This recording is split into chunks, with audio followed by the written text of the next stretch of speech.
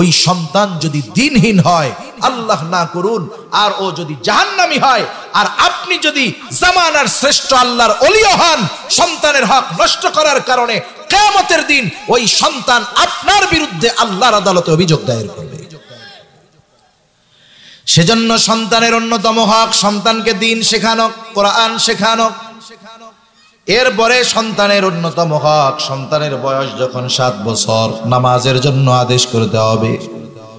10 বছর বয়স যখন হবে, নামাজ না পড়লে প্রহার করতে হবে, বিছানাটাকে আলাদা করে দিতে হবে। কি বলেন? সন্তান যদি মাদ্রাসায় পড়ে 7 বছর বয়সে, তাকে নামাজের আদেশ করা লাগবে না, 7 বছর বয়সে সে পাক্কা নামাজি হয়ে যাবে। আমি জানি না আপনাদেরকে কোনো প্রদর্শনী দেখাইছে কিনা। প্রদর্শনী হয়েছে, প্রদর্শনী দেখছেন? আমার তো মনে হয় ছোট বাচ্চারা প্র্যাকটিক্যালি যেই আমলগুলো দেখায়, অনেক যুগ পার হওয়া নামাজি ওদের মতো ওই রকম নামাজ পড়তে পারবে না। ঠিক কিনা বলেন? এটা কেন হয়েছে? দ্বীন শিক্ষার কারণে। 4-5 বছরের বাচ্চার নামাজের অবস্থা দেখলে আমাদের লজ্জা লাগে। আরে কত সুন্দর ইতমিনানের সাথে, খুশু খুজুর সাথে নামাজ পড়তেছে। বলেন তো, যেই বাচ্চাটা 4 বছর থেকে নামাজ পড়তেছে জামাতে, ওরে কি 7 বছর বয়সে নামাজের লেগে আদেশ করা লাগবে? ও তো 7 বছরে পাক্কা নামাজি হয়ে যাবে। সন্তান গড়ার সুযোগ আমাদের আছে, কিন্তু অবস্থা হলো দুনিয়ার লোভ, দুনিয়ার চিন্তা আমাদেরকে সন্তানদের দ্বীন শিক্ষা থেকে বিরত রাখায়। আমরা চিন্তা করি ইংরেজি শিখবে বেশি, এরপরে বিদেশে যাইতে হবে, এই করতে হবে, সেই করতে হবে। এভাবে আপনি সন্তানের আখিরাত নষ্ট করেন না। ওর আখিরাত যদি নষ্ট হয়, আপনি মনে করেন না যে আপনি আমি ছাড় পাইয়া যাবেন। সেই জন্য সন্তানকে নামাজের আদেশ করতে হবে, সাথে সাথে আল্লাহ তাআলার কাছে দোয়াও করতে হবে, রব্বি জাআলনি মুকিমাস সালাতি ওয়া মিন যুররিয়্যাতি রব্বানা ওয়া তাকাব্বাল দুআ।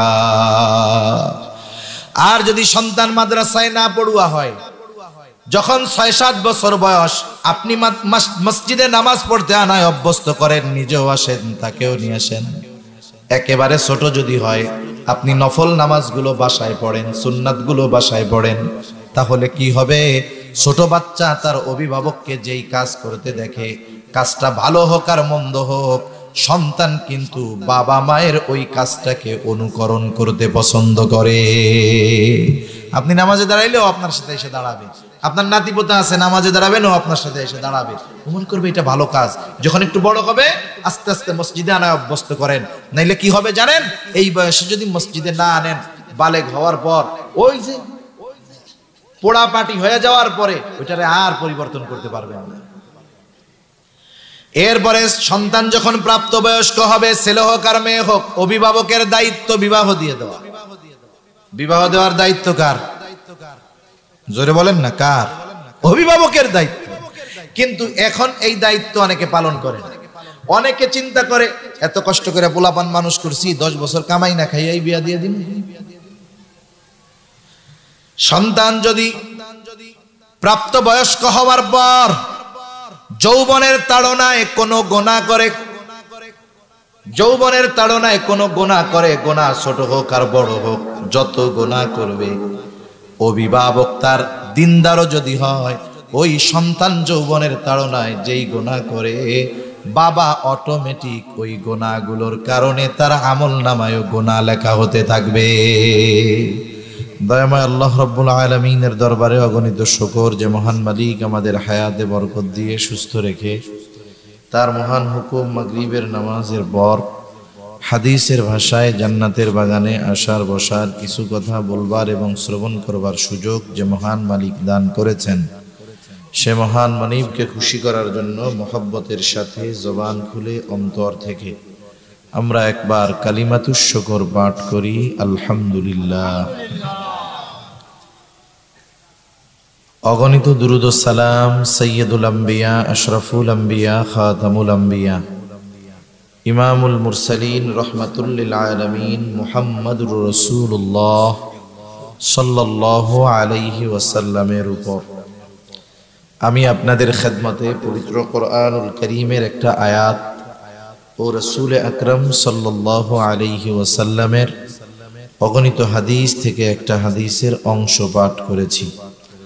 আল্লাহ তাআলার কাছে তৌফিক চাই, আল্লাহ তাআলা কিছু কথা আমাকে বলার তৌফিক দেন, যে কথাগুলো আমাদের সবার দুনিয়া এবং আখিরাতের জন্য কল্যাণকর হয়। সকলে বলি আমিন। সম্মানিত উপস্থিতি, আল্লাহ সুবহানাহু ওয়া তাআলা এ দুনিয়াতে আমাদেরকে কোনো কারণবিহীন, কারণ ছাড়া আল্লাহ তাআলা সৃষ্টি করেন নাই।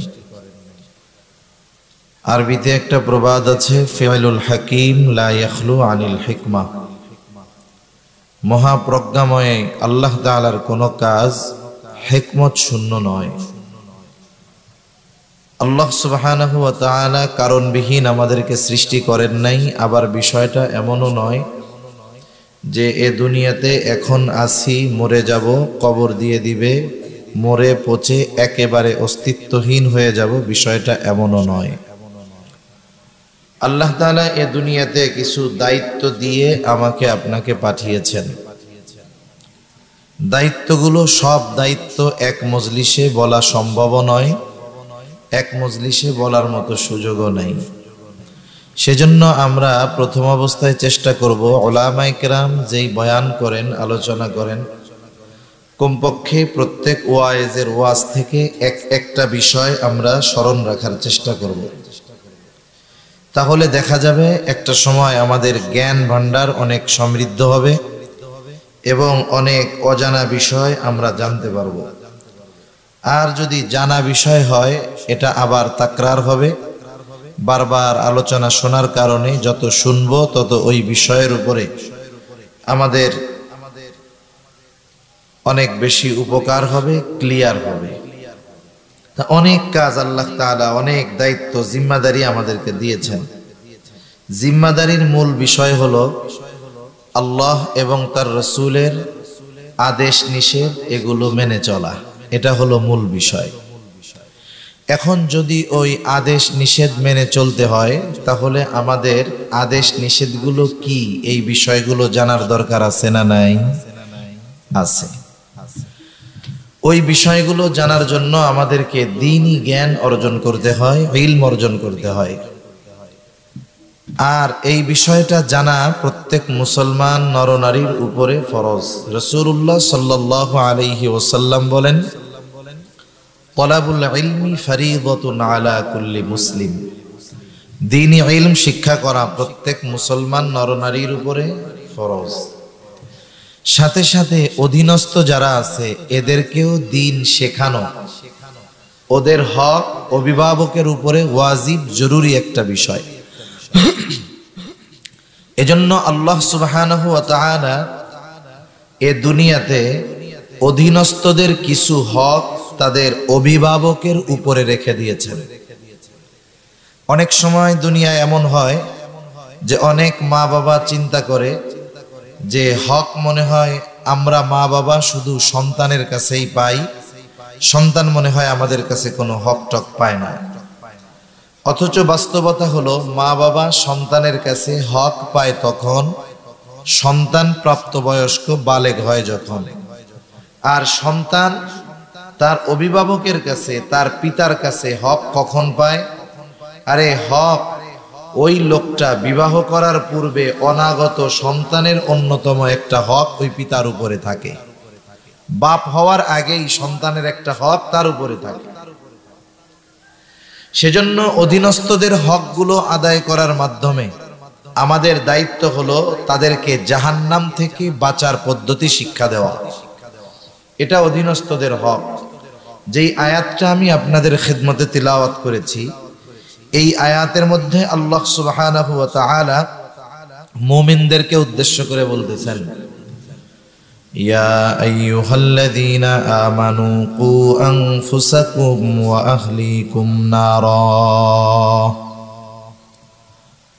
আল্লাহ রাব্বুল আলামিন বলেন, হে ঈমানদারেরা, কু আনফুসাকুম, তুমি নিজেকে জাহান্নামের আগুন থেকে বাঁচাও। তোমরা নিজেদেরকে জাহান্নামের আগুন থেকে বাঁচাও। ওয়া আহলিকুম, সাথে সাথে তোমাদের আহাল যারা আছে তাদেরকেও বাঁচাও। তার মানে নিজে জাহান্নামের আগুন থেকে বাঁচো, অধীনস্থ যারা আছে তাদেরকেও জাহান্নামের আগুন থেকে বাঁচাও। সাহাবায়ে কেরাম জিজ্ঞাসা করলেন, ইয়া রাসূলুল্লাহ, ঈমান এনেছি নেক আমল করার মাধ্যমে, গুনার থেকে বাঁচার মাধ্যমে নিজে জাহান্নাম থেকে বাঁচবো, এটা বুঝলাম, তবে অন্যদের জাহান্নাম থেকে কেমনে বাঁচাবো বলেন তো? দুনিয়ায় একজন মানুষ অপর আরেকজন মানুষকে জাহান্নাম থেকে বাঁচানোর কোনো ক্ষমতা রাখে নাকি? আছে দুনিয়ার কোন মানুষের আরেকজনকে জাহান্নাম থেকে বাঁচানোর ক্ষমতা? নাই। কিন্তু আমাদের দেশের কিছু পীর সাহেবদের আছে। আপনাদের এলাকায় এরকম পীর মনে হয় নাই, অন্যান্য অনেক জায়গায় আছে। তারা তো এমনও বলে, আমার কাছে আসো, আমার সাথে থাকো, কিসের জাহান্নামের টেনশন, নামাজ কালাম ছাড়াই তোমারে জান্নাতে নিয়ে যাবে। আর একটু জোরে বলেন। অথচ দুনিয়ায় যদি কাউকে এই ক্ষমতা দেওয়া হতো যে তিনি যাকে চাইবেন তাকে হেদায়াত দিতে পারবেন, জাহান্নাম থেকে বাঁচায়া জান্নাতে দিতে পারবেন, এই ক্ষমতা যদি আল্লাহ তাআলা দুনিয়ার কোনো মানুষকে দিত, তাহলে কমপক্ষে একজনকে এই ক্ষমতা আল্লাহ দিতেন, তিনি হলেন মুহাম্মাদুর রাসূলুল্লাহ সাল্লাল্লাহু আলাইহি ওয়াসাল্লাম। নবীজিকেও আল্লাহ তাআলা এই ক্ষমতা দেয় নাই। রাসূলুল্লাহ সাল্লাল্লাহু আলাইহি ওয়াসাল্লামের চাচা আবু তালেব নবীজির জন্য কত কষ্ট করেছে। সিরাতের কিতাব পড়লে দেখা যায় আবু তালেব নবীজিকে এত মহব্বত করতেন, নিজের সন্তানদের চাইতে ভাতিজাকে বেশি মহব্বত করতেন।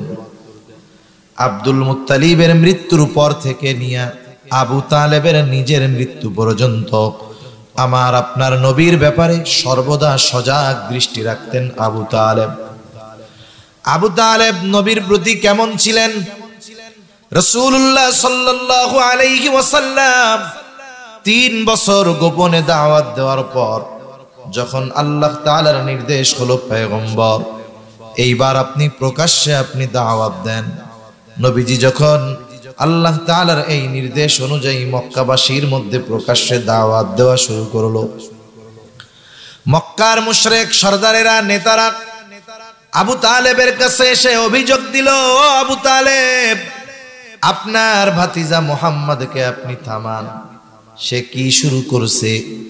ভাইয়ের সাথে ভাইয়ের সম্পর্ক নষ্ট করে দিচ্ছে, মায়ের সাথে মেয়ের সম্পর্ক নষ্ট হয়ে যাচ্ছে, ছেলের সাথে বাবার সম্পর্ক নষ্ট হয়ে যাচ্ছে। সে মানুষদেরকে বাপ দাদার ধর্ম ছেড়ে নতুন এক ধর্মের দিকে আহ্বান করতেছে।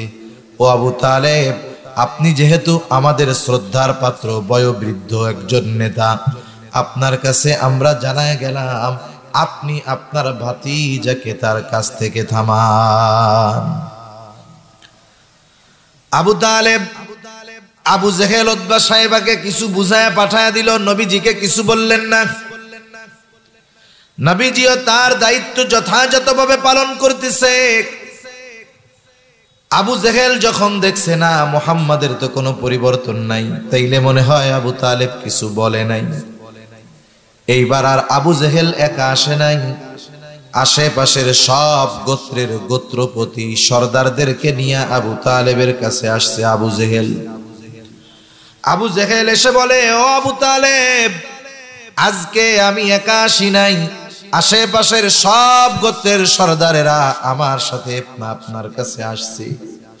আমরা আপনাকে জানায় দেই, আপনার ভাতিজা যেই কাজ করতেছে ওই কাজ থেকে যদি সে বিরত না হয়, আমরা সব গোত্র মিলে সম্মিলিতভাবে আপনার ভাতিজার বিরুদ্ধে ব্যবস্থা নিব। এইবার আবু তালেব একটু চিন্তিত হয়ে গেছে যে না জানি মুহাম্মদ কোন বিপদে পড়ে যায়। আবু তালেব চোখের মধ্যে ঘুম নাই, চিন্তা পেরেশানি, পায়চারি করতেছে আবু তালেব। গভীর রাত, নবীজি দাওয়াতি কাজ শেষ করে বাসায় ফিরলেন, বাড়িতে ফিরলেন। আবু তালেব ডাক দেয়, ও ভাতিজা মুহাম্মদ, এদিকে আসো। নবীজি চাচার ডাকে চাচার কাছে গেলেন।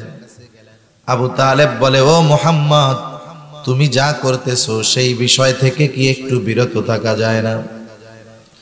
আমি তো তোমার ব্যাপারে বড় চিন্তিত, তোমার ব্যাপারে বড় শঙ্কিত।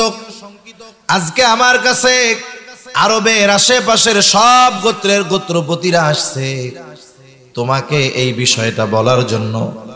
আমি তো তোমার ব্যাপারে চিন্তিত আছি, ভীত আছি।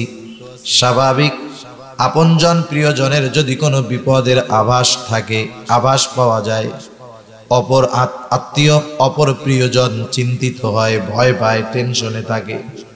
অনেক সময় সন্তান একটা ভালো কাজ করবে, বলেন তো ভালো কাজ করতে গেলে এই দুনিয়ার মধ্যে বাধা আছে না নাই? যার ভালো কাজের পাওয়ার যত বেশি তার বিপদ তত বেশি। যার ভালো কাজ যত বেশি তত বিপদ বেশি। এই যে দেখেন না, ওলামায়ে কেরাম জেলখানার মধ্যে, বলেন তো চুরি কইরা জেলখানায় গেছে, দুর্নীতি কইরা বিদেশে 250 বাড়ি বানায় জেলখানায় গেছে। কেন গেছে? হক কথা বলার কারণে, সত্যের উপরে থাকার কারণে, মানুষকে দ্বীনের দিকে আহ্বান করার কারণে, জালেমদের থেকে মানুষকে সতর্ক করার কারণে। ঠিক কিনা বলেন? এদের ভালো কাজের পাওয়ার বেশি, এই জন্য এদের পরীক্ষা বেশি। সন্তান যদি ভালো কাজ করতে যায়, যদি কোনো বিপদের আভাস আছে, অভিভাবক চিন্তিত হয়ে যায়। অভিভাবক সন্তানকে বলে, বাবা আমি কিন্তু ভালো দেখতেছি না, ভালো কাজ করার অনেক মানুষ আছে, তুমি চুপ কইরা থাকো, তোমার করার দরকার নাই।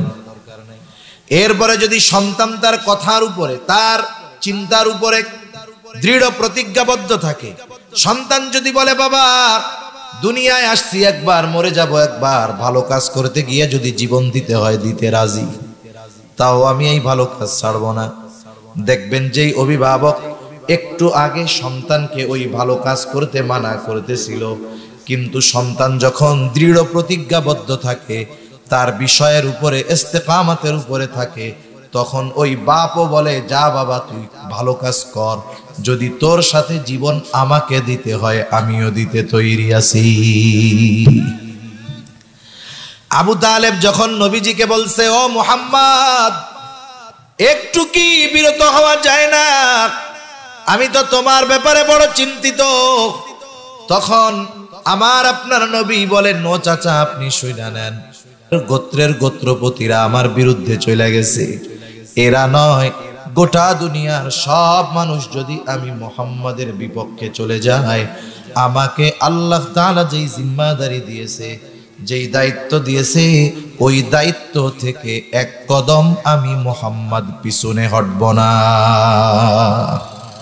সব আমার বিপক্ষে চলে যাক, আল্লাহ তাআলা আমাকে যেই দায়িত্ব দিয়েছে আমি আমার দায়িত্ব পালন করে যাবই, যা হয় হোক। আবু তালেব বুঝতে পারল যে আমার ভাতিজা ছোটখাটো কোনো দায়িত্ব পালন করে না। আবু তালেব আগের অবস্থা থেকে ফিরে এসে বলতেছে, ও মুহাম্মদ আল্লাহ তাআলা তোমাকে যেই জিম্মাদারি দিয়েছে সেই দায়িত্ব তুমি, সেই কাজ তুমি চালায়া যাও। আমি বেঁচে থাকতে তোমার গায়ে আমি একটা কাঁটার আঁচড়ও লাগতে দিব না। চিন্তা কইরা দেখেন নবীজির ব্যাপারে আবু তালেবের কেমন অবদান ছিল। এই চাচা আবু তালেব জীবনের অন্তিম সময় অতিবাহিত করতেছে। আবু তালেবের শিয়রে মাথার কাছে মক্কার গোত্রপতিরা বসা। আবু তালেব জীবনের শেষ সময় অতিবাহিত করতেছে। চাচা এই অবস্থা ভাতিজা তো বুঝতেছে, ভাতিজা এটাও জানে আমার চাচা আমাকে যত মহব্বত করুক না কেন, আমি আমার চাচাকে যত ভালোবাসি না কেন, আমার চাচা যদি ঈমানহীন হয়ে দুনিয়া থেকে চলে যায়, তাহলে আমার চাচাকে জাহান্নাম থেকে বাঁচানোর ক্ষমতা আমার নাই। নবীজি খুব ভালো মতো জানে। নবীজি এবার চাচারে বলতেছে, চাচা আপনি শুধু বলেন লা ইলাহা ইল্লাল্লাহ, এতটুকু বলেন, বাকি বিষয়ের জন্য কিয়ামতের দিন আমি আল্লাহর কাছে আপনার জন্য সুপারিশ করব। ঐতিহাসিকেরা লিখে আবু তালেবের চেহারার মধ্যে এমন ভাব, এই বুঝি মুখ দিয়া বইলা দেয় কালিমা লা ইলাহা ইল্লাল্লাহ। আবু তালেবের মাথার কাছে বসা আবু জেহেল উতবা সাহেবা, আবু তালেবের চেহারার এই অবস্থা দেখে আবু জেহেল বলে, ও আবু তালেব, মক্কার মানুষ আপনারে বড় সম্মান করে, শ্রদ্ধা করে। আপনি যদি মরার সময় বাপ দাদার ধর্ম ত্যাগ করে মুহাম্মাদের ধর্ম গ্রহণ করেন, বাপ দাদার ধর্মের মুখে যদি চুনকালি দিয়া মুহাম্মাদের ধর্ম গ্রহণ করে দুনিয়া থেকে যান, মানুষ আপনারে কাপুরুষ বলবে। এইভাবে আবু তালেবকে তারা উত্তেজিত বানায়া দিল। আবু তালেবের নসিব বড় খারাপ, আবু তালেবের নসিব বড় খারাপ। কালিমা নসিব হলো না, দুনিয়া থেকে আবু তালেব চলে গেল।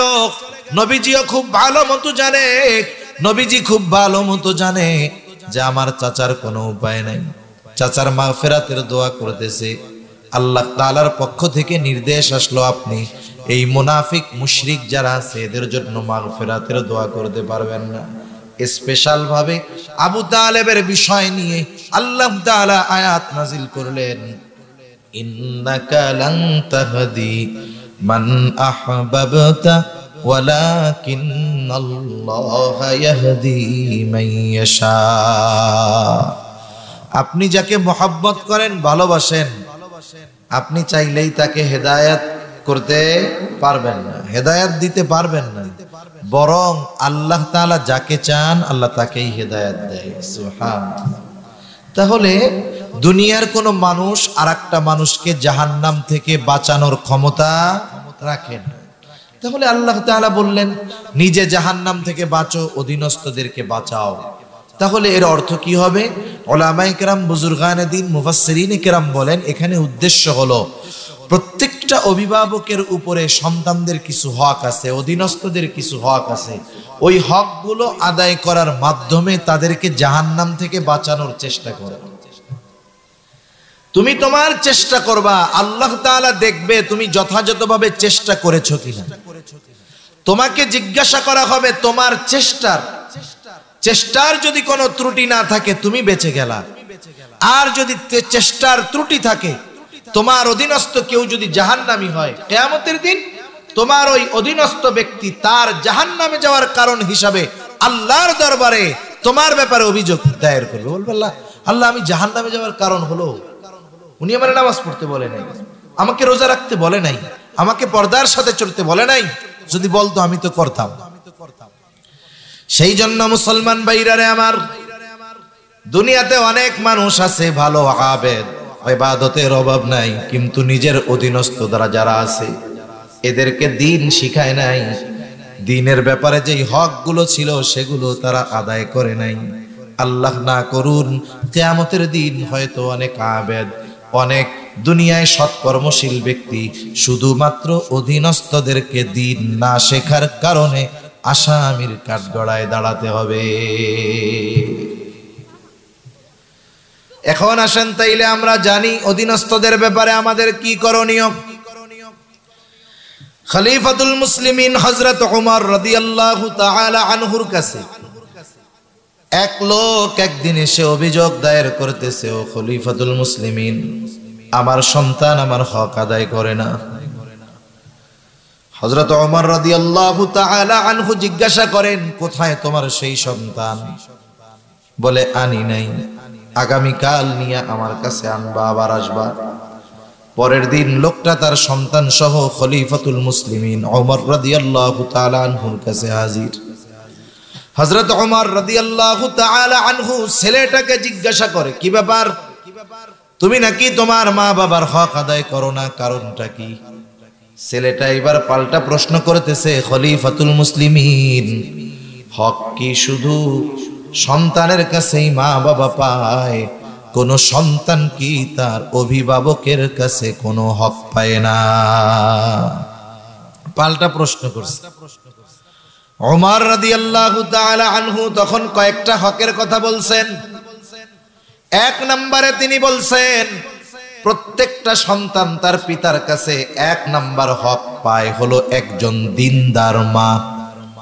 বলেন তো, দিনদার মা আগে হয় নাকি সন্তান আগে হয়? মা আগে হয়। মুসলমান আমাকেও আগে মা হয়, এরপরে সন্তান হয়। আগে মা হয়, তার মানে বোঝা গেল যেই ছেলেটা এখনো অবিবাহিত, বিবাহ করে নাই, আল্লাহ তাআলা সন্তান দিবেন কি দিবেন না আল্লাহ ভালো জানে। এই বিবাহের আগে তার অনাগত সন্তানের অন্যতম একটা হক তার উপরে আছে, যে সে একজন দিনদার মেয়েকে বিবাহ করে। এজন্য রাসূলুল্লাহ সাল্লাল্লাহু আলাইহি ওয়াসাল্লাম জানায় দেন, চার জিনিস দেখে মানুষ বিবাহ করে। এক নাম্বার দেখে তার সৌন্দর্য, তার সম্পদ, তার বংশ। চার নাম্বার দিন। নবীজি বলেন ফাযফার বিযাতিদ দ্বীন, দিনকে প্রাধান্য দাও। সম্পদ আছে, চেহারা সুন্দর, বংশ ভালো, দিন নাই, ওইটারে বাদ দাও। আর এখনকার সময় হইল, আরে চেহারা সুন্দর আছে, অসুবিধা কি? টাকা পয়সা নাই, অসুবিধা নাই। বংশ নাই, অসুবিধা নাই। দিনদারিত্ব নাই, অসুবিধা নাই। চেহারাটা তো সুন্দর, সুন্দর চেহারার দিকে আকৃষ্ট হয়, কিন্তু দিনদারিত্বকে প্রাধান্য দেওয়া দরকার। ওই যে তিন জিনিস যদি না থাকে, দিনদারিত্ব যদি থাকে, বিবাহ যদি হয়ে যায়, একটু সবর করো, ধৈর্য ধরো, হয়তো আল্লাহ তাআলা ওই দিনদার ওই মেয়ের গর্ভে এমন এক সন্তান আল্লাহ দান করবে, যেই সন্তান পিতা মাতার চক্ষু শীতলকারী, শীতলকরণের কারণ হবে। মানুষের আবেগ এক জিনিস আর বাস্তবতা আর এক জিনিস। বিবাহ শাদীর আগে মানুষ চেহারাটারে বেশি প্রাধান্য দেয়, চেহারার সৌন্দর্যকে বেশি প্রাধান্য দেয়, আর বিবাহের পরে চারিত্রিক সৌন্দর্যকে বেশি প্রাধান্য দেয়। অথচ বিবাহের আগে চারিত্রিক সৌন্দর্যের ব্যাপারে খোঁজ খবর নেওয়ার দরকার ছিল। এই সময় এটা আর খোঁজে না, এই সময় শুধু চেহারা দেখে, টাকা পয়সা দেখে। আর যদি লন্ডন যাওয়া যায় তাই তো আর কোনো কথাই নেই।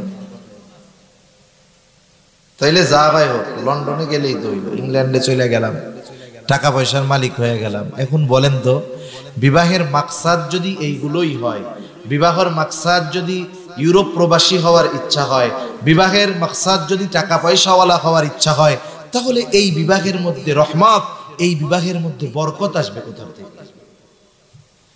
এজন্য যেই সমস্ত বিবাহ অনুষ্ঠানে বদ্দিনী কর্মকাণ্ড হয়, ওই অনুষ্ঠানে ওই অভিভাবক, ওই মা বাবা সন্তান দুনিয়ায় আসার আগেই সন্তানের হক নষ্ট করে।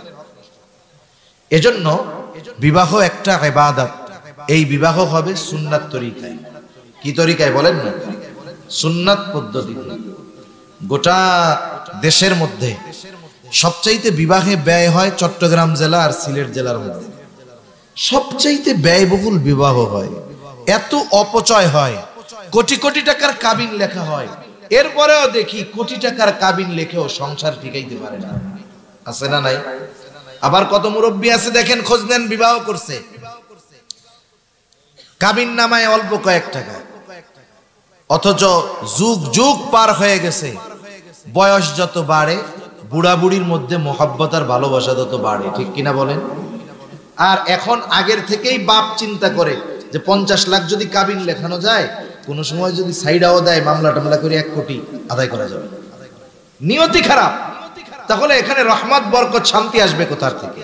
এজন্য শীতকালীন শুধু যে ওয়াজ মাহফিল হয় তা না, শীতকালে বিয়ে শাদীও বেশি হয়, ঠিক না? এজন্য আমরা চেষ্টা করব উলামায়ে কেরামের পরামর্শে স্বল্প খরচে বিবাহ করতে, আল্লাহ বরকত দিবে। নবীজি সাল্লাল্লাহু আলাইহি ওয়াসাল্লাম বলেন, ইন্না আ'যামান নিকাহি বারাকা আইসারুহা মাউনা, যেই বিবাহে খরচ যত কম সেই বিবাহে বরকত তত বেশি। সুবহানাল্লাহ। তাহলে সন্তানের 1 নাম্বার হক হলো দিনদার মা। যেই পিতা বিবাহের ক্ষেত্রে দিনদারিত্বকে প্রাধান্য দেয় নাই, সেই পিতা সন্তানের হক নষ্ট করেছে সন্তান দুনিয়ায় আসার আগে। এরপরে সন্তান যখন মায়ের গর্ভে আসবে, মায়ের জন্য কিছু করণীয় বিষয় আছে। কারণ আধুনিক চিকিৎসা বিজ্ঞান বলে, সন্তান যখন কোনো মায়ের গর্ভে আসে, ওই মার আচার আচরণ, কথাবার্তা সব কিছুর প্রভাব ওই গর্ভের সন্তানের উপরে পড়ে। গত বছর সম্ভবত একজন বিজ্ঞানীর একটা গবেষণা দেখলাম, মা যখন তার পছন্দের সুস্বাদু কোনো খাবার খায়, মায়ের গর্ভে ওই সন্তান ওই সুস্বাদু খাবারের বহির্প্রকাশ ঘটায় তার হাসির মাধ্যমে। আবার যখন অপছন্দের কোনো খাবার খায়, সন্তান ও মায়ের গর্ভের মধ্যে বিরক্ত হয়। শুধু তাই না, কোন গর্ভবতী মা যদি তার সন্তানকে ভালো গায়ক বানাইতে চায়, আমেরিকার ডাক্তার একজন গবেষণা করে বলতেছে, কোন মা যদি চায় সন্তান ভালো গায়ক হবে, তাহলে সে নিজে গান শুনবে, গান গাইবে। কেউ যদি চায় তার সন্তান অভিনেতা হবে, সে নিজে অভিনয় করবে, যার অভিনয় পছন্দ তারটা দেখবে।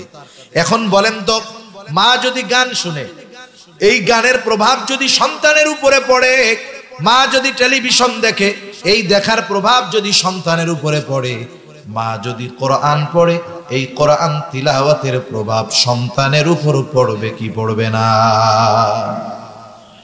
মা যদি বেশি বেশি দুরূদ শরীফ পড়ে, বলেন তো এই দুরূদ শরীফের প্রভাব সন্তানের উপরে পড়বে কি পড়বে না?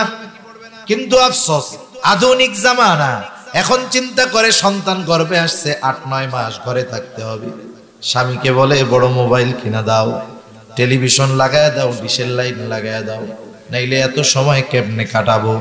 এই যে সন্তান গর্ভে রেখে মা যেই কাজগুলো করে, তার পূর্ণ প্রভাব ওই সন্তানের উপরে পড়ে।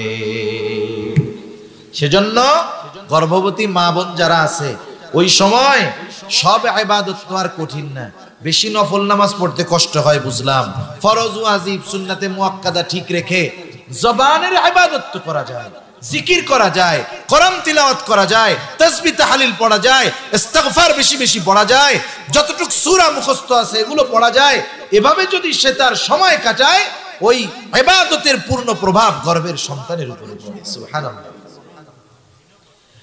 এরপরে সন্তান যখন দুনিয়ায় ভূমিষ্ঠ হবে, দুনিয়ায় ভূমিষ্ঠ হবার পর সন্তান ছেলে হোক আর মেয়ে হোক, ডান কানে আজান, বাম কানে ইকামতের শব্দগুলো পৌঁছায়া দিতে হবে। আফসোস, এখনো অনেক মানুষ জানে না, ছেলে হয় এক জায়গায়, মেয়ে হয় এক জায়গায়, ফোন দেয় আর এক জায়গায়, আজান দেয় আর এক জায়গায়। মনে করেন এক জায়গায় একজনের একটা ছেলে হয়েছে, ছেলের বাপ আছে লন্ডন, ফোন দিছে, ফোন দিতে তো আর টাইম লাগে না, ফোন দিছে, কি খবর? বলে আনন্দের সংবাদ, আলহামদুলিল্লাহ, আল্লাহ তাআলা আমাদের একটা ছেলে দিচ্ছে। বেটা লন্ডন থেকে তো খুশি। এখন ছেলে যখন হয়েছে রাত বাজে 3টা, লন্ডন থেকে সে আবার মসজিদের মুয়াজ্জিনরে ফোন দিছে। মসজিদের ইমাম মুয়াজ্জিনরে মধ্যরাতে ফোন দেয় মানুষ কি জন্য? দাওয়াত খাওয়ানোর লেগে নাকি? কেউ যদি মরে ওই সময় ফোন দেয় যে তাড়াতাড়ি আসো, মরছে, লাশটা তাড়াতাড়ি বাইর করো। এখন মুয়াজ্জিনরে ফোন দেওয়ার সাথে সাথে মুয়াজ্জিন ফোন ধরে কই, ভাই মরছে কেডা? মুয়াজ্জিন কইব মরছে কেডা? এখন এখান থেকে বলে, আরে মেয়ে কেউ মরে নাই, আমার একটা ছেলে হয়েছে, সুসংবাদ, আপনি একটু আজান দিয়ে দেন। আজান দিতে হবে কোথায়? বাচ্চার ডান কানে আজান, বাম কানে ইকামত। এখন মনে করেন ওখানে কোনো পুরুষ নাই, নারীরাই আস্তে আস্তে ডান কানে আজানের শব্দগুলো, বাম কানে ইকামতের শব্দগুলো পৌঁছায় দেবে, এটা হলো কাজ। অথচ আজান দেওয়ায় আর এক জায়গায় জোরে জোরে। এর দ্বারা ফজিলতটা কি দেখেন? বাচ্চা মায়ের গর্ভে ছিল, ওইখানে ছিল আলমে বতন, মায়ের পেটের মধ্যে নতুন এক জগতে ছিল, সে দুনিয়ায় আসলো নতুন আর এক জগতে, আলমে দুনিয়ায়। এই দুনিয়ায় পদার্পণের পর দুনিয়ার কোন শব্দ তার কানে যাওয়ার আগে আল্লাহর বড়ত্বের খবর, বড়ত্বের আওয়াজ তার কানের মধ্যে পৌঁছায় দেওয়া হবে। সেজন্য সন্তানের অন্যতম হক ডান কানে আজান, বাম কানে ইকামতের শব্দগুলো। এরপরে সন্তানের যখন 7 দিন বয়স হবে, সুন্দর একটা নাম রাখবে, সাথে সাথে ওই দিন মাথার চুলগুলো মুন্ডায়া, মাথার চুলের ওজন অনুযায়ী ওজন পরিমাণ স্বর্ণরূপ অথবা উভয়টার যে কোনো একটার মূল্য এই পরিমাণ সে সাদকা করে দিবে। 7ম দিন সাথে সাথে সুন্দর একটা নাম রাখবে, যেই নামটা তার ধর্মীয় পরিচয় বহন করে। ডাক দিলেই জানি মানুষ বুঝতে পারে এটা মুসলমান, মুসলমানের বাচ্চা। কিন্তু আমাদের দেশে ভালো নামটারে হলো প্যাকেট করে রাখে। কি রাখে? আব্দুর রহমান রনি, শরীফুল হক জনি। রনি জনি ডাক নাম, কেউ থাকলে আবার খেপায়েন না কিন্তু তারে। এই রনি, জনি, সুমন, কল্লোল, হিল্লোল এসব নাম বলেন তো সব ধর্মে পাবেন, মুসলমান ধর্মে আছে, হিন্দু ধর্মে আছে, খ্রিস্টান ধর্মে আছে, বৌদ্ধ ধর্মে আছে। এখন এমন এক নাম রাখছে, ওই নাম শুইনা বলা যায় না যে এটা মুসলমান নাকি অন্য কোন ধর্মে। লক্ষ লক্ষ সাহাবায়ে কেরামের নাম আছে, নবীদের নাম আছে, কত সুন্দর সুন্দর অর্থবোধক নাম আছে। এইগুলা না রেখে এইসব নাম রাখে, এগুলো ঠিক না। রাসূলুল্লাহ সাল্লাল্লাহু আলাইহি ওয়াসাল্লাম বলেন, আল্লাহ তাআলার কাছে সবচাইতে পছন্দের নাম হলো আবদুল্লাহ আর আব্দুর রহমান। যদি কেউ আল্লাহর গুণবাচক নামের সাথে নাম মিলায় রাখতে চায় তাইলে আবদুন শব্দ যোগ করবে।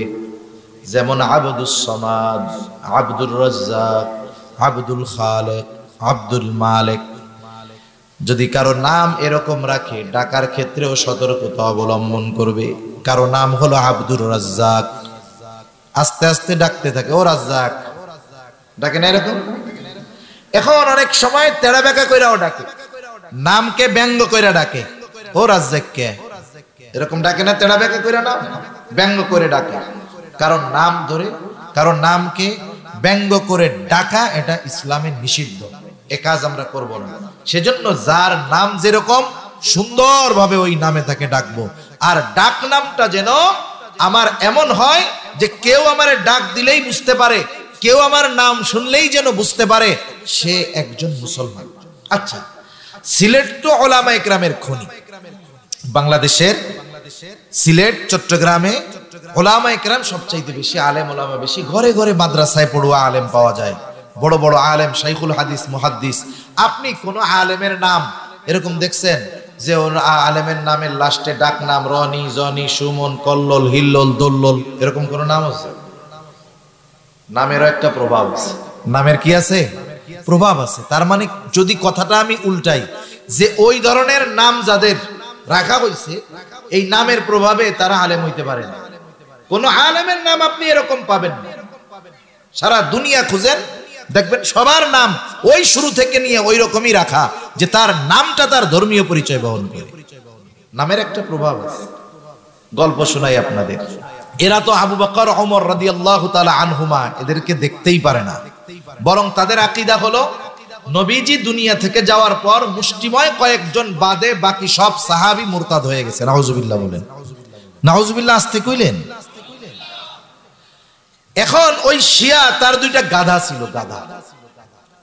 কত বড় বেয়াদব! ও একটার নাম দিছে ওমর, একটার নাম দিছে আবু বকর, গাধার নাম। একদিন ওই গাধার, দুইটা গাধার একটা করছে কি, ওই শিয়ার তল পেটে একটা লাথি মারছে। ঘোড়া বা গাধা এরা পেছনে যে লাথি মারে, এই লাথির পুরের যে শক্ত, ওটা যদি কারো ভালো মতো লাগে ও জায়গায় একবারে শেষ হয়ে যায়। তল পেটে এমন লাথি মারছে, এক লাথিতেও শেষ। ইমাম আবু হানিফার কাছে এই খবর আসছে। ইমাম আবু হানিফা বলতেছে, যাও খোঁজ নিয়ে দেখো, ওই যেই গাধাটারে সে ওমর বলতো ওইটাই ওরে লাথি মেরে মারছে।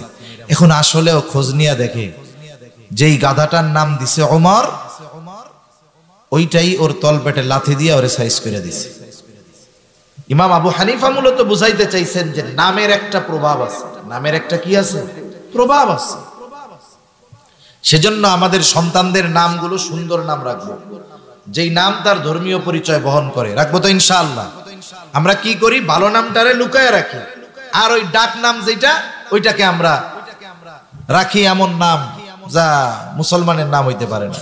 এজন্য আমরা ডাক নামটা বেশি ভালো রাখবো, যেন ডাকলেই বোঝা যায় মুসলমান। সাথে সাথে যদি সামর্থ্য থাকে, সপ্তম দিন মেয়ে হলে একটা, ছেলে হলে দুইটা ছাগল দিয়ে আকিকা দিয়ে দিব। না পারলে 14 দিন, না পারলে 21তম দিন। ছেলে হইছে, দুইটা দিয়ে সামর্থ্য নাই, একটা দিয়ে দিব, কোনো অসুবিধা নাই। একটা জিনিস মনে রাখতে হবে, আমলের ক্ষেত্রে সুযোগ থাকলে সুন্নাহকে আগে প্রাধান্য দিব।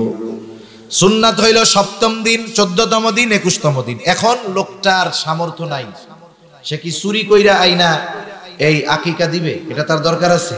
এটা দরকার নেই। এখন যদি সে বিলম্ব হয় পরে দিল, কিন্তু অনেক মানুষ আছে সামর্থ্য আছে, এরপরেও চিন্তা করে যাই কোরবানির সাথে দিয়া দিব, দেয় না। কোরবানির সাথে আকিকা দেওয়া এটা জায়েজ, তবে সুন্নাত কাজ হইল না। তো আমার যদি সুন্নাতটা করার সুযোগ থাকে আমি কেন জায়েজের দিকে যাব? কথা বোঝা গেছে? তাহলে আকিকা দিব, এটা সন্তানের অন্যতম হক। সুন্দর নাম রাখবো, এটা সন্তানের অন্যতম হক। এবার যখন সন্তানের বুলি ফুটবে, কথা ফুটবে, আমরা চেষ্টা করব আমার ওই সন্তানের জবান দিয়ে যেন প্রথম আল্লাহর নামটা উচ্চারিত হয়।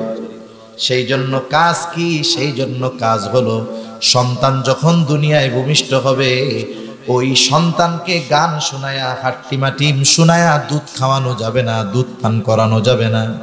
মা তাকে জিকির করবে, কোরআন পড়বে আর দুধ পান করাবে।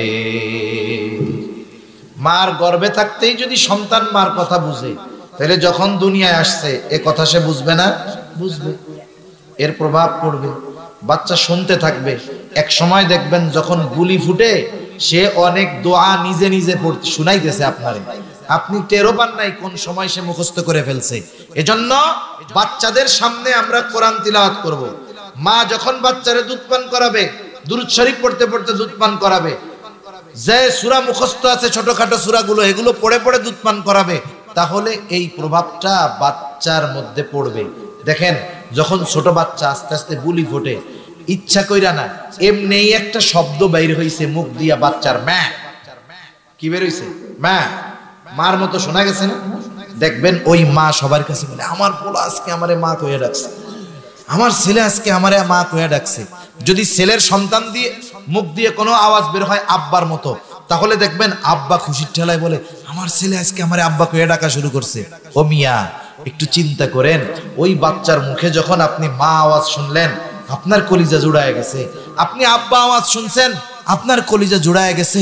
ওই বাচ্চার মুখ দিয়ে যদি আপনি ওরে আল্লাহর ডাক, আল্লাহর নামে ডাকা শেখান, ও যদি আল্লাহরে ডাক দেয়, আল্লাহ খুশি হবে কি হবে না? হবে।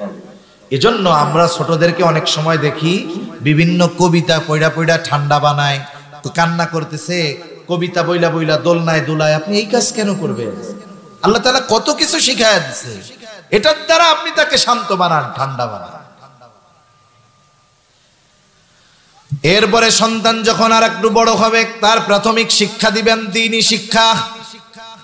হযরত ওমর রাদিয়াল্লাহু তাআলা আনহু ওই ছেলেটার জবাবে যেই কথাগুলো বলছে, যে সন্তানের অন্যতম হক, সন্তান যখন বুঝতে শিখবে তার পিতা তাকে দ্বীনি শিক্ষা প্রদান করবে।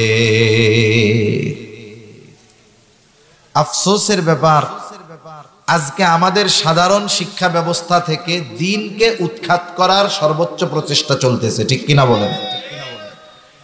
এই সবের আলোকে যদি আপনি গোটা শিক্ষা ব্যবস্থাকে ভাগ করেন, তাহলে শিক্ষা হয় দুই ভাগে বিভক্ত। একটা হলো জাগতিক শিক্ষা, আর একটা হলো দ্বীনি শিক্ষা বা ধর্মীয় শিক্ষা। জাগতিক শিক্ষা হয় দুই প্রকারের, একটা হলো জাগতিক কল্যাণকর শিক্ষা, আর একটা হলো জাগতিক তবে অকল্যাণকর শিক্ষা। যদি দুনিয়াবি শিক্ষা ব্যবস্থায় জাগতিক কল্যাণকর শিক্ষাই যদি শুধু থাকতো, আমাদের কোনো আপত্তি নাই। যেমন বিমান কেমনে বানাবে, ইঞ্জিনিয়ার হবে, কেমনে বিল্ডিং এর আর্ট করবে, ডিজাইন করবে, স্ট্রাকচার করবে, এই সব বিষয় কোরআন হাদিস থেকে সরাসরি না পাইলেও দুনিয়াবি শিক্ষায় এগুলো গুরুত্ব সহকারে শেখানো হয়, ঠিক না? বিমান বানানো শিখুক, ডাক্তার শিখুক, ডাক্তার হোক, ইঞ্জিনিয়ার হোক, এগুলো দরকার আছে, এগুলো উপকারী শিক্ষা, কোনো অসুবিধা নেই। কিন্তু বলেন তো, জাগতিক ক্ষতিকর যেই শিক্ষাগুলো আমাদের সন্তানদেরকে শেখানোর অপচেষ্টা চলতেছে, বানানোর যেই অপচেষ্টা চলতেছে, বদ্দিন বানানোর যেই অপচেষ্টা চলতেছে, লজ্জাহীন জেনাকার বানানোর যেই অপচেষ্টা শিক্ষা ব্যবস্থায় ঢুকায়া দেওয়া হচ্ছে, এই ধরনের শিক্ষা অর্জন করার দ্বারা না দুনিয়ার কোনো কল্যাণ আছে, না আখিরাতের কোনো কল্যাণ আছে। এই শিক্ষা অর্জন করে আমার আপনার কোমলমতি সন্তানেরা এক সময় হিসাবে গড়ে উঠবে, ঠিক কিনা বলে? একটা জেনারেশনকে, একটা জাতিকে ধ্বংস করার জন্য যেই জিনিসগুলো দরকার, এর মধ্যে অন্যতম জিনিস হলো দুইটা। কয়টা? দুইটা। একটা হলো ওই জাতির শিক্ষা ব্যবস্থাকে ধ্বংস করে দিতে হবে, আর একটা হলো ওই জাতির কালচার, সংস্কৃতিকে ধ্বংস করে দিতে হবে। আমরা মুসলমান, আমাদের শিক্ষা হবে দ্বীনি শিক্ষার আলোকে। আমাদের ডাক্তার হবে দিনদার ডাক্তার, সে জাগতিক কল্যাণকর বিদ্যা শিখবে দ্বীন শিক্ষার সাথে সাথে। কিন্তু আফসোসের ব্যাপার, আজকে জাগতিক শিক্ষায় যারা শিক্ষিত হয় অধিকাংশ দ্বীনহীন হয়ে বেড়ে উঠে। আপনি আমি দিনদার, কিন্তু আমার আপনার সন্তান যখন দ্বীনহীন শিক্ষা ব্যবস্থায় বেড়ে উঠবে, আমি দুনিয়া থেকে চলে যাব, আপনারা চলে যাবেন, এরপরে ওই সন্তানদের সন্তান যারা হবে ওরা দ্বীন শিখবে না, বরং অধিক হিসাবে গড়ে উঠবে। ঠিক কিনা বলেন? এজন্য শিক্ষা ব্যবস্থায় যেই অমূল পরিবর্তন আনার অপচেষ্টা চালিয়ে যাচ্ছে, প্রত্যেকের উচিত প্রত্যেকের অবস্থান থেকে যথাযথ ব্যবস্থা গ্রহণ করা। মুসলমান হিসাবে ওই ধরনের শিক্ষা গ্রহণ করা কোন মুসলমানের জন্য সমীচীন নয়, যেখানে কি বিষয়গুলো শিক্ষা দেওয়া হয়। অনেক ছোট ছোট বাচ্চারা আছে, বলতেও মুখ দিয়ে লজ্জা লাগে, বলতেও মুখ দিয়ে লজ্জা লাগে। এরপরে দেখলাম ক্লাস 3 ধর্ম বই দিছে, ইসলাম ও নৈতিক শিক্ষা একটা বই দিছে না? ওই বইয়ের কাভার পেজের শেষের কাভার পেজের ভিতরের অংশে ইসলাম ধর্ম শিক্ষা বই, ওখানে দিছে কি? দুর্গার ছবি দিছে। আপনারা কি বলেন, এই ভুল কি ইচ্ছা করে হইছে? এই ভুল কি অনিচ্ছায় হইছে? না, ইচ্ছা করে দিয়ে দেখছে যে মুসলমান কিছু বলে নাকি চুপ থাকে। বই বিতরণের আগে কি একজনও দেখে নাই যে এই কভার পেজের এই ভিতরের পাশে এই ছবিটা আছে? দেখছে, দিয়া আমাদের অবস্থা পর্যবেক্ষণ করে আবার উঠায় নিয়ে গেছে। আমরা যদি চুপ থাকতাম জীবনে উঠাই দিত, ভুল বলে চালিয়ে দিত। এই জন্য মুসলমান অনেক সময় সাধারণ মানুষ বুঝে না, বলে যায় হুজুররা একটু কিছু হইলেই শুধু লাফায়। কেন লাফায়? কেন লাফায়? কেন প্রতিবাদ করে? কারণ আজকে যে বিষয়টাকে আপনি ছোট দেখতেছেন, এই বিষয়টার মাধ্যমেই আস্তে আস্তে আমার আপনার ঈমান ধ্বংসের পায়তারা ওরা করবে। এজন্য ঈমান হেফাজতের জন্য উলামায়ে কেরাম প্রতিবাদ করে গর্জে ওঠে। ঠিক কিনা বলে?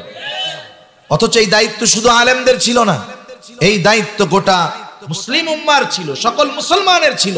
কিন্তু আফসোস, আজকে এই দায়িত্ব আমরা শুধু উলামায়ে কেরামের উপরে চাপিয়ে দিয়ে আমরা ঘরে বসে থাকি। সেজন্য সম্মানিত সুধী, আরেকটা কথা না বললেই না, শব্দের মায়ের তো আমরা বুঝি না। আমরা স্কুলে যখন পড়ছি আমাদের ইসলাম শিক্ষা বইতে সরাসরি কি লেখা ছিল? ইসলাম শিক্ষা।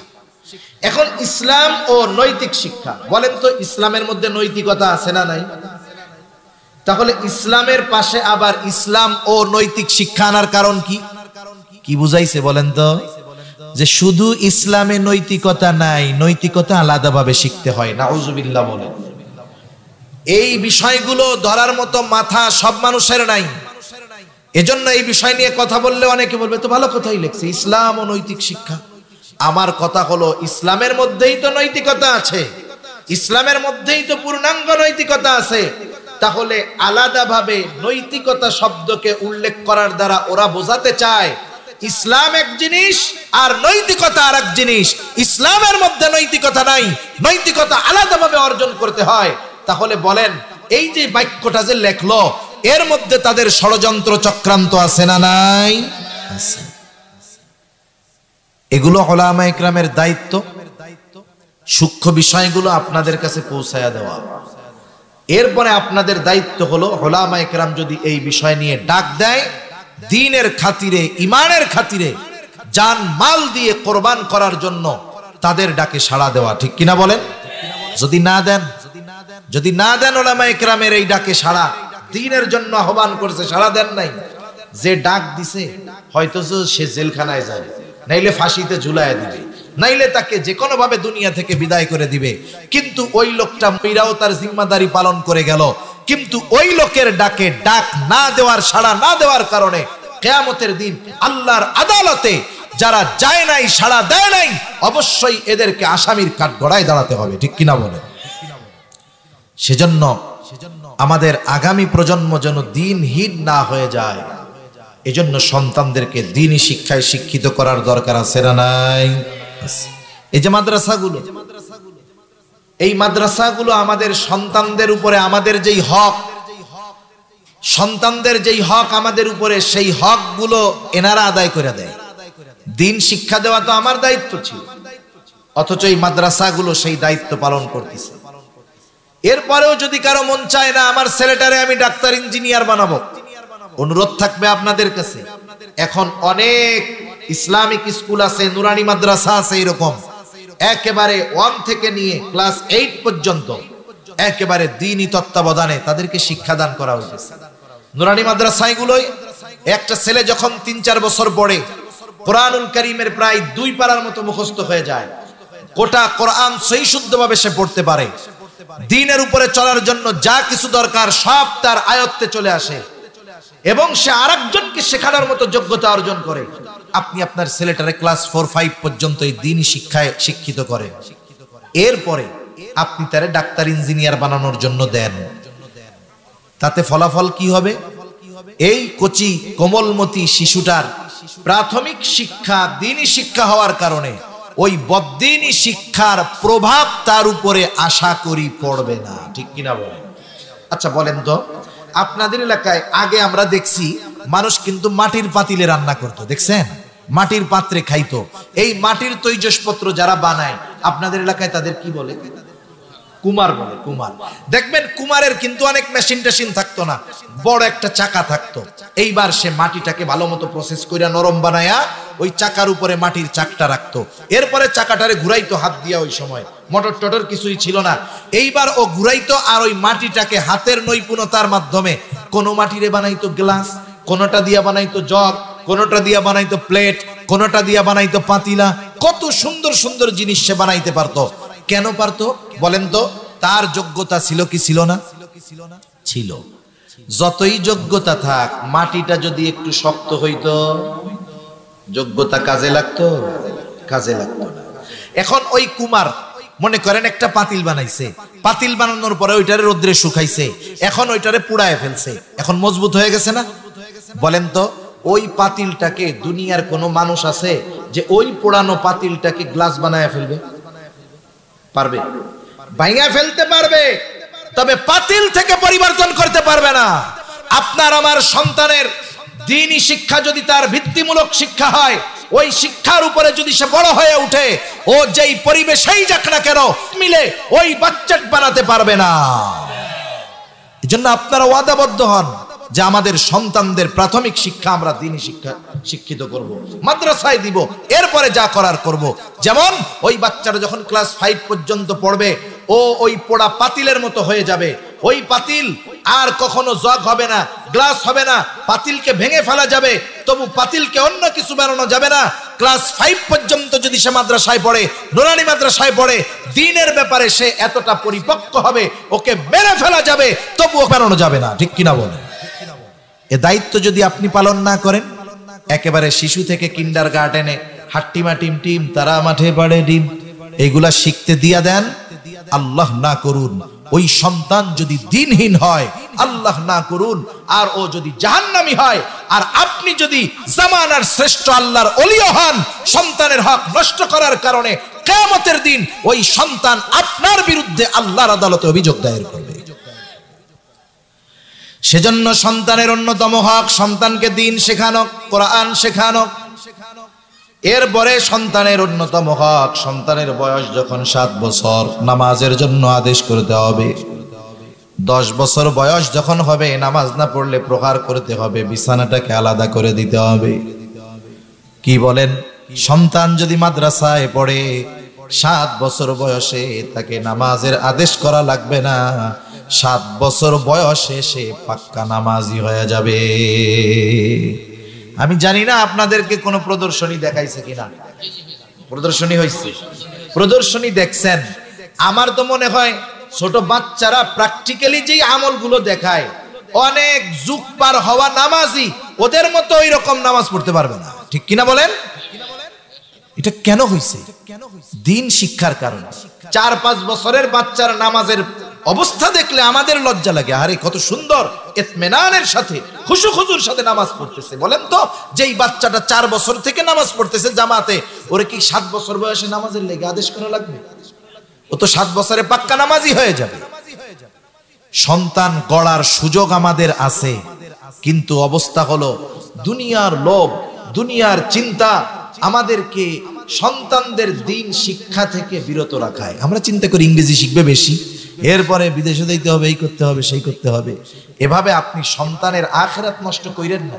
ওর আখিরাত যদি নষ্ট হয়, আপনি মনে করেন না যে আপনি আমি ছাড় পাইয়া যাব। সেই জন্য সন্তানকে নামাজের আদেশ করতে হবে, সাথে সাথে আল্লাহ তাআলার কাছে দোয়াও করতে হবে, রব্বি জালনি মুকিমাস সালাতি ওয়া মিন যুররিয়্যাতি রব্বানা ওয়া তাকাব্বাল দুআ। আর যদি সন্তান মাদ্রাসায় না পড়ুয়া হয়, যখন ৬-৭ বছর বয়স, আপনি মসজিদে নামাজ পড়তে আনায় অভ্যস্ত করেন, নিজেও আসেন, তাকেও নিয়ে আসেন। একেবারে ছোট যদি হয়, আপনি নফল নামাজগুলো বাসায় পড়েন, সুন্নাতগুলো বাসায় পড়েন, তাহলে কি হবে? ছোট বাচ্চা তার অভিভাবককে যেই কাজ করতে দেখে, কাজটা ভালো হোক আর মন্দ হোক, সন্তান কিন্তু বাবা মায়ের ওই কাজটাকে অনুকরণ করতে পছন্দ করে। আপনি নামাজে দাঁড়াইলেও আপনার সাথে এসে দাঁড়াবে, আপনার নাতিপোতা আছে নামাজে দাঁড়াবেন, ও আপনার সাথে এসে দাঁড়াবে, মনে করবে এটা ভালো কাজ। যখন একটু বড় হবে, আস্তে আস্তে মসজিদে আনায় অভ্যস্ত করেন। নাইলে কি হবে জানেন?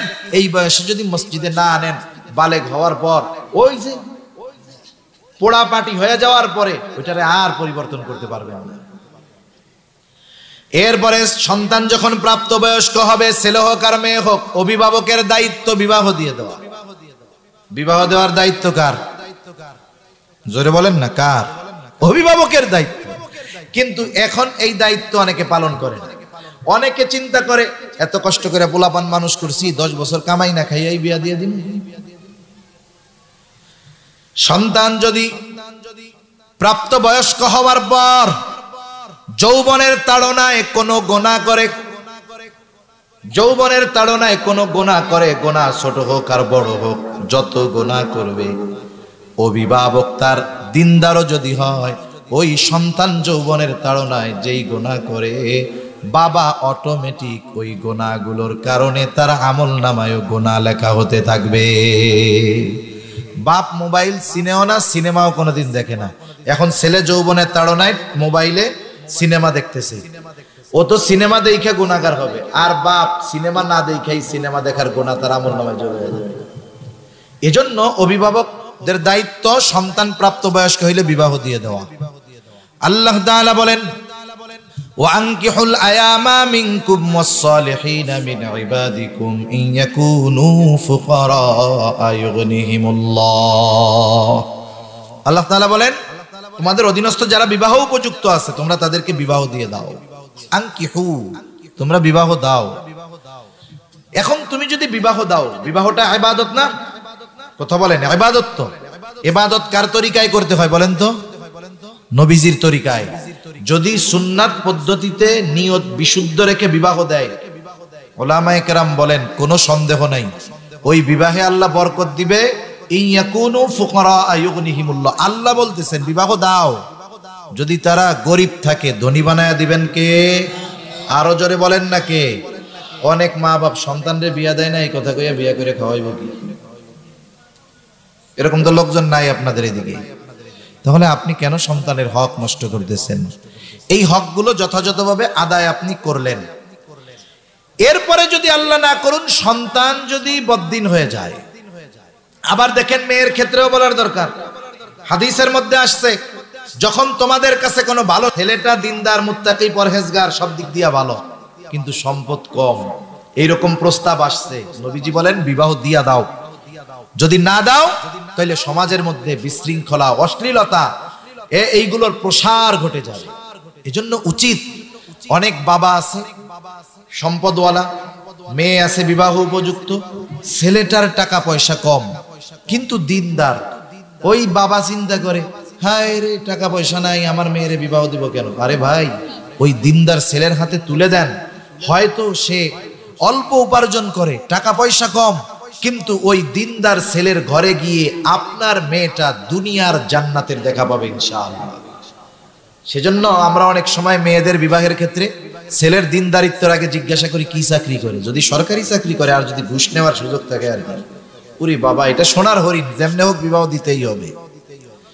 আপনি যদি আপনার মেয়েটাকে বদ্দিন কোন ছেলের সাথে বিবাহ দেন, তাহলে আপনি নিজে মেয়ের হক নষ্ট করলেন। ওই মেয়ে ওই ছেলে কিয়ামতের দিন অভিযোগ দায়ের করবে, রব্বানা ইন্না আতা'না সাদাতানা ওয়া কুবারা'ানা ফাআদাল্লুনা সাবিলা। বলবে, রব আমরা আমাদের বড়দের নেতাদের অনুসরণ করছি, যা বলছে তাই শুনছি, অভিভাবকদের কথা শুনছি, আজকে আমি পথভ্রষ্ট হওয়ার জন্য সে দায়ী, জাহান্নামী হওয়ার জন্য সে দায়ী। রব্বানা আতিহিম দি'ফাইন মিনাল আযাব ওয়ালআনহুম লা'নান কাবীরা। বলবে, আল্লাহ ও আমার রব, আপনার লানতের উপরে বর্ষণ করেন, আযাবরে দ্বিগুণ করে দেন। ওই দিন যেই সন্তানের জন্য রক্ত দুনিয়ায় পানি বানায়া উপার্জন করছেন, নিজে না খাইয়ে সন্তানদের খাওয়াইছেন, কিন্তু দিন শিক্ষা না দেওয়ার কারণে, তাদের হক আদায় না করার কারণে ওই সন্তান আল্লাহর কাছে বলবে, আমার এই বাপের আযাব আপনি দ্বিগুণ করে দেন। কেমন লাগবে সেই দিন? এটা ওয়াজ করে বোঝানো যাবে না। দুনিয়াতে কোনো বাবা যদি সন্তানের কারণে অপমানিত হয়, অনেক বাপ সমাজে মুখ দেখায় না লজ্জায় যে সন্তানের কারণে মানুষের কাছে অপমানিত হচ্ছি, আর কিয়ামতের দিন যদি সন্তানের কারণে গোটা হাসরবাসীর সামনে ওই বাবাকে অপমানিত হতে হয়, এর চাইতে লজ্জার, এর চাইতে কষ্টের আর কিছুই হতে পারে না। ঠিক কিনা বলেন? এজন্য আমরা আমাদের অধীনস্থদেরকে, আমাদের সন্তানদেরকে তাদের হক আদায় করার মাধ্যমে জাহান্নাম থেকে বাঁচানোর চেষ্টা করব। এতে কি হবে? আমার এই সন্তানটা দুনিয়া আখিরাতের সম্পদে পরিণত হবে ইনশাআল্লাহ। আল্লাহ সুবহানাহু ওয়া তাআলা আমাদের সকলকে আমাদের অধীনস্থদের হকগুলো যথাযথভাবে আদায় করবার তৌফিক দান করুন। সকলে বলি আমিন। ওয়া আখিরু দাওয়ানা আনিল হামদুলিল্লাহি রাব্বিল আলামিন। আসসালামু আলাইকুম ওয়া রাহমাতুল্লাহি ওয়া বারাকাতুহু।